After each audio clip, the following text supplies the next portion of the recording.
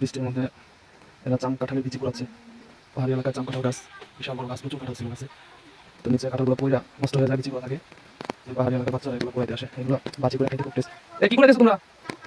দেখি বিচিগুলো দেখি, এই জাম কাঁঠালের বিচি দেখি, সামনে আনো তো, ওটা তো দেখি সুন্দর। তো এগুলো কিভাবে খেলা?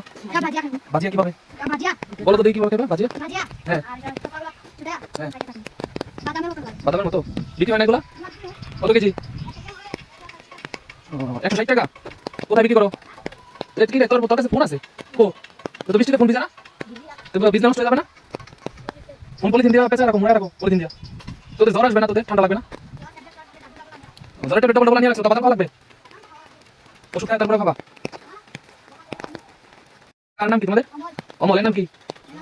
সঞ্জয়। ওর নাম অমৃত। আর ওই যে ওইটা কি? গন্ধ। এর নাম কি? গন্ধ। এটা কেমন নাম?